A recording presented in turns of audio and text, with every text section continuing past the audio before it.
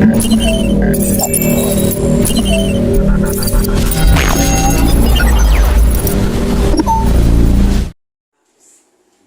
Jesus, né? Eu estou em Marcos, Mateus. Alguém queria ver agora em Mateus para ver o que é que Deus está falando. Mas é Marcos 5, perdão, viu? Perdoe missionário de vocês. Hoje eu estou meio birulene.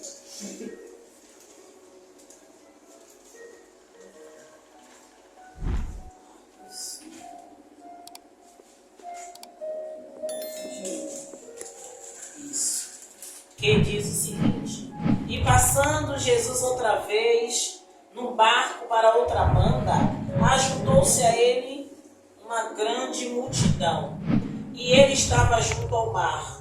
E eis que chegou um dos principais da sinagoga, por nome Jairo, e vendo-o, prostrou-se aos seus pés, e rogava-lhe muito, dizendo: minha filha está moribunda, rogo-te que venhas e lhe imponhas as mãos para que sare e viva.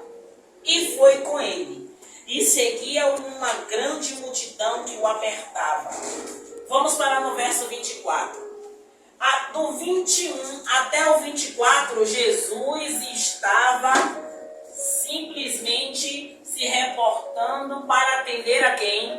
A Jairo. Sim ou não? Sim. Primeiro ele chega em um lugar, e quem vai se apresentar a ele é o principal da sinagoga, chamado Jairo. A gente já sabe que o principal da sinagoga é alguém que conhece muito bem a lei. Sim ou não? Sim. Só que o que foi que ele fez? Ele se prostrou diante de Jesus. Quando se prostrou diante de Jesus, ele quis mostrar a Jesus que a letra dele não era tão importante quanto Jesus.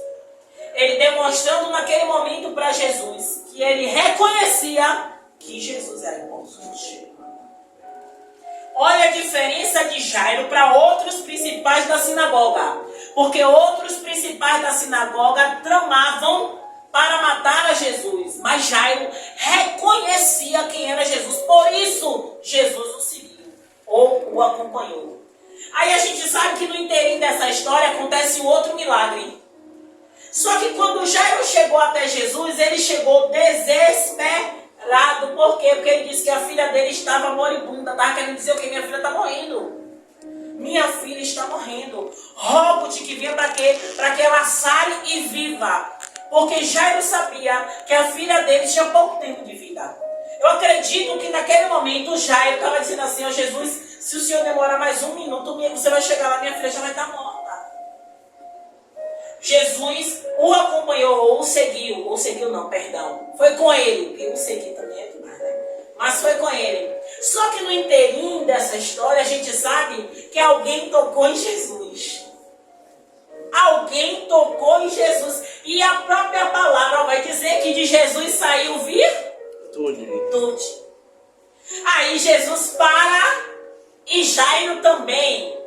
Rosana conjecturando: Jesus, pelo amor de Deus, não pare não. Bora adiantar. É o pensamento da missionária, que eu acredito que Jairo naquele momento ficou mais desesperado. Por quê? Porque quando Jesus parou, a multidão também parou. Todo mundo parou. E aí Jesus foi inquirir, saber quem tocou ele. A gente conhece da história que Jesus percebeu que tinha saído virtude, porque aquela mulher o tocou de uma forma diferente. Mas a gente sabia que Jesus estava indo fazer uma cura na casa de Jairo. Assim também é na nossa vida. Muitas vezes a gente está vindo para a igreja, muitas vezes a gente está no processo seletivo, muitas vezes a gente está na busca de emprego, muitas vezes não é nada disso, é uma cura. Que a gente está ali perseverando, buscando, pedindo, clamando, mudando a versão, mudando a posição, mudando o jeito de falar, mas a gente está como Jairo, esperando porque Jesus está conosco. Mas em algum momento, alguém passa despercebido, mas naquele momento recebe a cura, a vitória, o emprego primeiro que nós. Eu não posso dizer como é que Jairo estava, mas no coração da gente a gente ficaria o quê? Frustrado. Triste. Porque Jairo não sabia se Jesus continuaria seguindo ele, ou indo com ele. Então toda hora falamos seguindo, mas não é seguindo, é indo com ele. Talvez ele pensou que naquele momento ali, naquela confusão, suposta confusão, até Jesus inquirir aquela mulher, saber quem tocou, e se ninguém falasse, talvez ali naquele momento ali já podia ter pensado, ele não vai mais. E muitas vezes é o que a gente pensa, quando a vitória demora de chegar.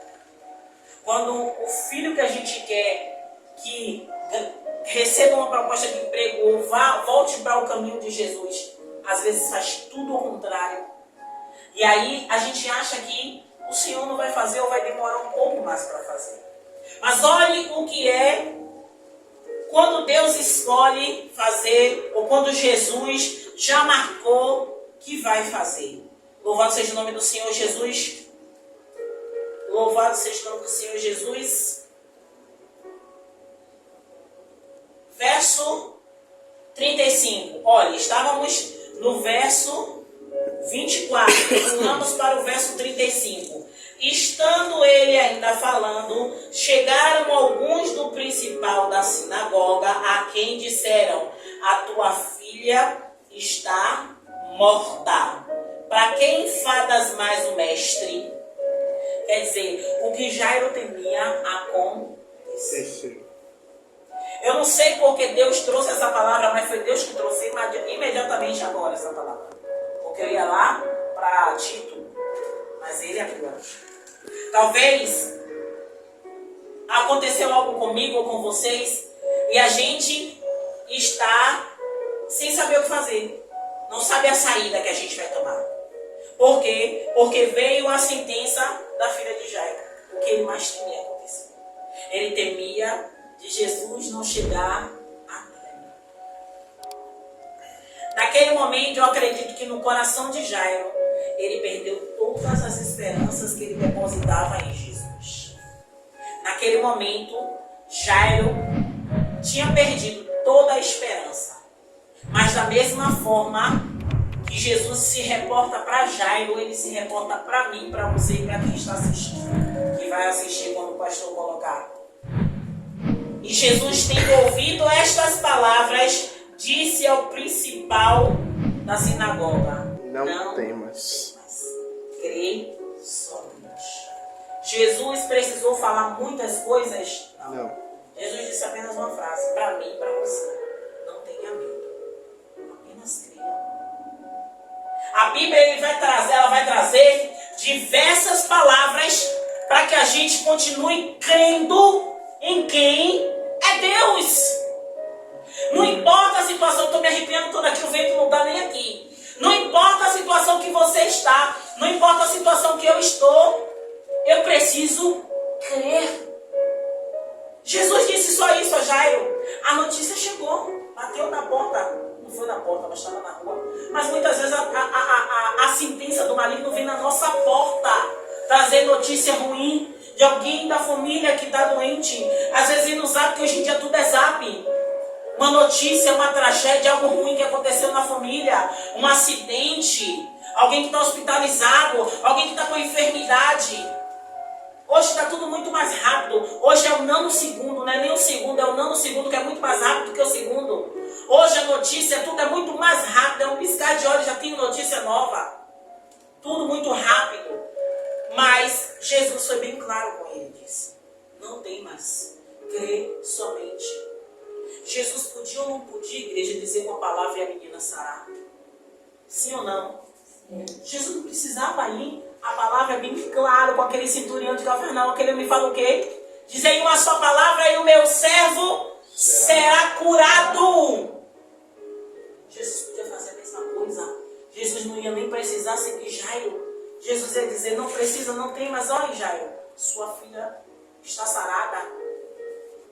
Mas Jesus quis acompanhar Jairo. Por quê? Porque o que Jesus queria fazer era para nos ensinar a perseverar. Ainda que alguém chegue na nossa frente, persevere. Ainda que a notícia ruim bata na sua porta, persevere. Porque Jesus disse a ele a mesma coisa que ele disse para mim e para você: não tenha medo, creia somente.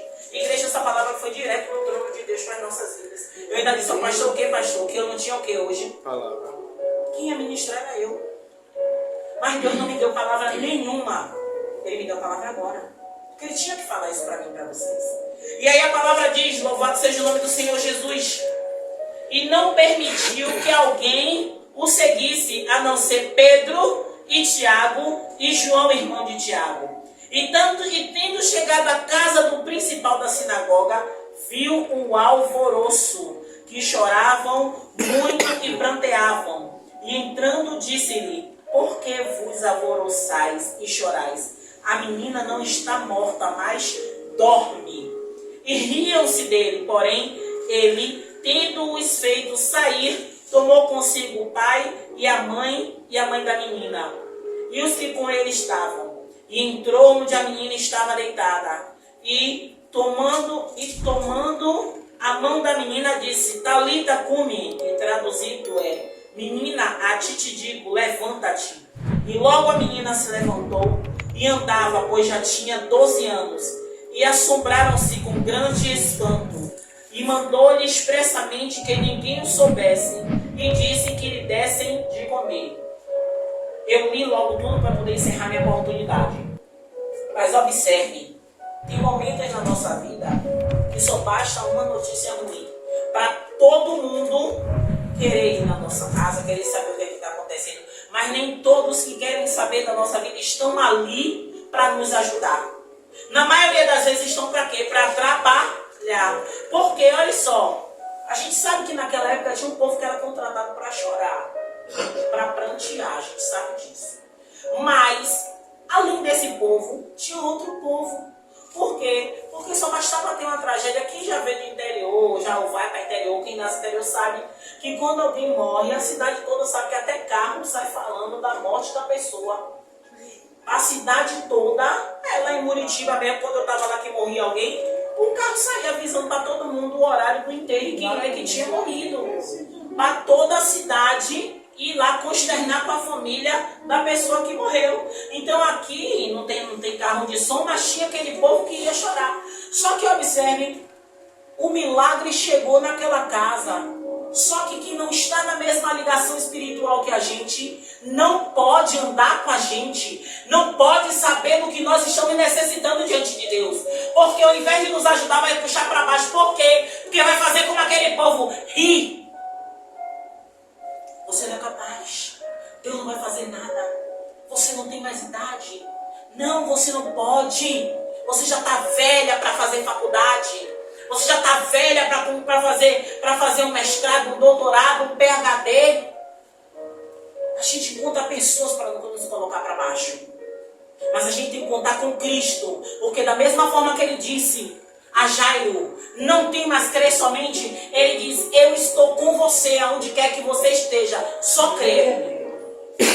Naquele momento, Jesus sabia que os pais eram os mais importantes naquele momento e deveriam ver o milagre. E o milagre aconteceu. E assim como Jesus fez naquela época, ele faz hoje no meio de nós. Simples, igreja. Simples. O ambiente, ele pode estar até desfavorável. O pastor Tiago já pregou muito sobre isso. Não é o ambiente que vai determinar a sua vitória. Não é o ambiente que vai determinar seu milagre. Às vezes o culto pode estar gelado, mas você está pegando fogo. Porque é você que precisa impulsionar o milagre para acontecer. Então, não importa o ambiente que está. Naquele momento, na casa de Jairo, o ambiente estava um ambiente de morte. Um ambiente desfavorável, um ambiente de destruição. Porque aquela família estava destruída. A filha morreu. Mas Jesus disse a ele e diz a nós, eu, Rosana, não sei se vocês necessitam de algo de Deus. Mas Deus sabe. Então, se ele diz para vocês e para mim, porque eu tomo para mim essa palavra, eu não posso temer as adversidades da vida. Eu preciso crer que Ele que me chamou, Ele que me comissionou, não só para essa obra, mas para estar vivendo muitas coisas que eu estou vivendo, é porque Ele vai me capacitar, sabe? Para essa coroa incorruptível que eu tanto desejo, é para isso que eu estou aqui. Então, que essa noite você tenha esse pensamento. Leia novamente Marcos, capítulo 5, a partir do 21. E veja que assim como Jairo, que teve um momento, que eu acredito que naquele momento que a notícia chegou até ele, que a filha dele tinha morrido, eu acredito que aquele homem perdeu as bases. Mas Jesus estava do lado dele e disse, não temas. É o mesmo Jesus que está do seu lado e do meu lado. No momento que a gente não tiver esperança, no momento que eu falo para mim, que eu não tiver mais forças para continuar, que Ele esteja me dizendo, eu estou aqui, creia somente. E eu sei que assim como Ele vai fazer na minha vida e na vida de vocês, isso se estenda para todos aqueles que creem. Porque a Bíblia ela é fiel quando ela diz que tudo é possível ao que crê. Então creia somente de que Deus pode todas as coisas. Amém? Amém. Então, a salva de palmas para o Senhor Jesus, que Ele merece. Glória a Deus, vamos louvar.